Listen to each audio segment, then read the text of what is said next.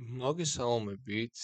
დღეს გვაქვს დღე მე-6 და დღეს ვისაუბრებთ JavaScript-ში ოპერატორებზე, რომლებიც არის არითმეტიკული, შედარების და ლოგიკური. ეს არის სიმბოლოები, რომლებიც მონაცემებზე მოქმედებს ასრულებენ. პირველი კლასტერი, რომელზეც მინდა რომ ვისაუბროთ დღეს, არის არითმეტიკული ოპერატორები. ანუ კლასიკური მათემატიკური მოქმედებები, რომლებიც თითქმის ყველა სკოლაში გვისწავლენ. გულისხმობ მიმატებას, გამოკლებას, გამრავლებას, გაყოფას და ნაშთს, ხოლმე ნაშთს გაყოფისას. მოდით თითოეულს შევხედოთ. მაგალითად 5 + 3, ვიცით რომ ორივე არის ნამბერი, ამ შემთხვევაში JavaScript-ი დაგვიჯამებს ამ ორი მნიშვნელობის ჯამს. და არის 8. ასევე გვაქვს გამოკლება 10 - 4. და ამ შემთხვევაში მივიღებთ 6 და მუშაობს ზუსტად ანალოგიურად როგორც მათემატიკაში. გვაქვს გამრავლება, რომელიც ფიფკით კეთდება 2/3, გვაქვს 6 და ასევე გვაქვს გაყოფა, რომელიც კეთდება დახრილი ხაზით 10 გაყოფილი. მოდი 2-ზე გავყავთ, არის 5 და ასევე გვაქვს ნაშთი.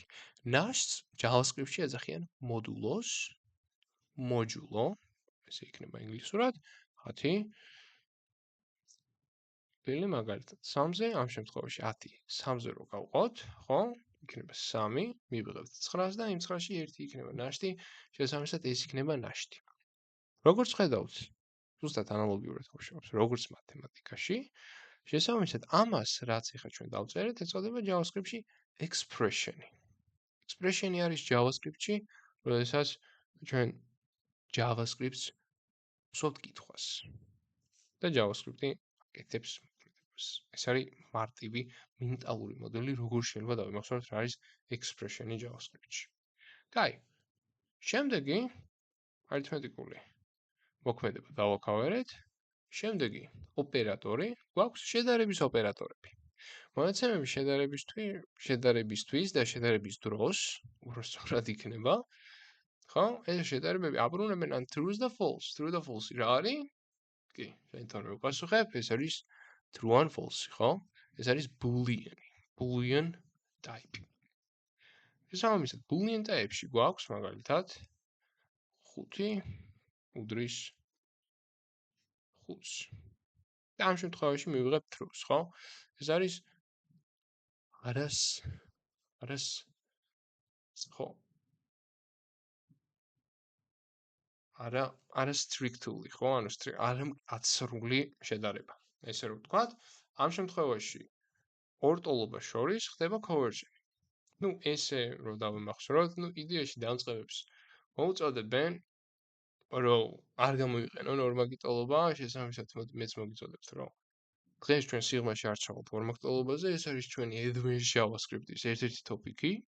შესაბამისად, თუ გსურთ, რომ უფრო სიღრმეში ჩახვიდეთ და უფრო advanced developer-ები გახდეთ, მაშინ იდეალური იქნება, რომ გაეცნოთ. ამ შემთხვევაში გვაქვს კიდევ 5 უდრის 5-ს. ამ შემთხვევაში უკვე strict არის, უკვე პირველი ტაიპებს უყურებს და შესაბამისად დარდება ტაიპები. და 5 უდრის 5-ს დაგვიბრუნებს true-ს. ასევე გვაქვს ზუსტად ანალოგიურად, თუ გვაქვს, რომ ოკეი, 5 უდრის 5-ს, ასევე გვაქვს არათანასწორობას. შეიძლება დავარქვათ არათანასწორობა, ხო 5 არ უდრის 5-ს. მოდი ვნახოთ 5 თუ არ უდრის 5-ს, ამ შემთხვევაში დაგვიბრუნებს false, მაგრამ თუ 6 არ უდრის 5-ს, ამ შემთხვევაში დაგვიბრუნებს true-ს, იმიტომ რომ კითხვა ისმება არ უდრის. შესაბამისად, თუ არ უდრის, მაგ შემთხვევაში მივიღებთ true-ს. აქაც გვაქვს ანალოგიურად, ხო? გვაქვს კაცრი, არათანასწორი ტოლობა და გვაქვს, ხო, კაცრი. მაგალითად 5 არ უდრის 5-ს, მივიღებთ false, მაგრამ 5 თუ არ უდრის string 5-ს, მივიღებთ true-ს. კი ბატონო. ასევე გვაქვს მეტობა და ნაკლებობა, მაგალითად 6 მეტია 5-ზე მივიღებთ true-ს, ან პირიქით 5 ნაკლებია 4-ზე მივიღებთ false. და შესაბამისად, თუ გვაქვს მეტობა და ნაკლებობა, ასევე გვაქვს მეტია ან ტოლია, მაგალითად 5 მეტია ან ტოლია 5-ზე მივიღებთ true-ს. შესაბამისად, უკვე ორმაგი სტანდარტი გვაქვს, ხო? ან თუ მეტია, ან თუ ტოლია, ორივე შემთხვევაში დავუბრუნებს true და თუ პირიქით არის მაგალითად 4 ნაკლები ან ტოლია. 3-ზე ამ შემთხვევაში false მივიღებთ, იმიტომ რომ ნაკლები გამოდის, შესაბამისად ეს ორმაგი სტანდარტი ვერ შესრულდა. ეს რაც შეეხება ჩვენი შედარების ოპერატორებს. ასევე გვაქვს ლოგიკური ოპერატორები პირობების შესაერთებლად. და შევხედოთ. პირველი ეს არის and და მაგალითად თუ მაქვს მე true და false, ამ შემთხვევაში დავიმეორებს true-ს, იმიტომ რომ ეს და ნიშნავს, რომ okay, I am and-ის მარჯვნივ წერია და უბრალოდ მარცხნივ წერია და მარჯვნივ წერია, ეს ორივე თუ არის true, თუ მაქვს true და true, ამ შემთხვევაში დავიმეორებს true-ს. მაგრამ რომელი მხარეს თუ მაქვს false, ან ორივე მხარეს თუ მაქვს false, მაშინ დამიბრუნდება false. ეს რაც შეეხება das. ასევე გვაქვს an, შეიძლება or დაუძახოთ.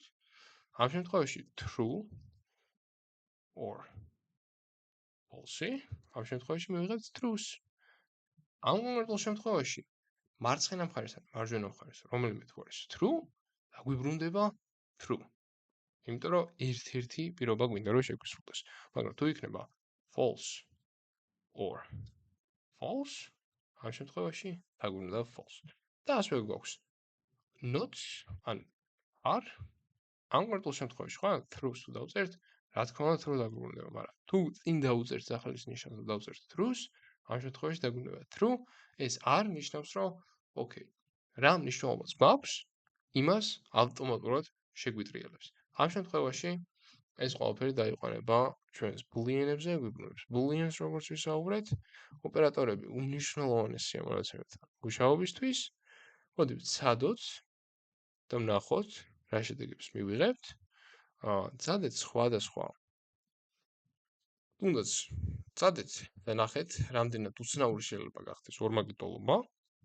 და შესაბამისად შემდგომ მიხვდებით უკვე რომ JavaScript არის ძალიან მაგარი პროგრამირების ენა. ის როს წარმატებას გამოგვიწერეთ და მომავალ შეხვედრამდე. დროებით.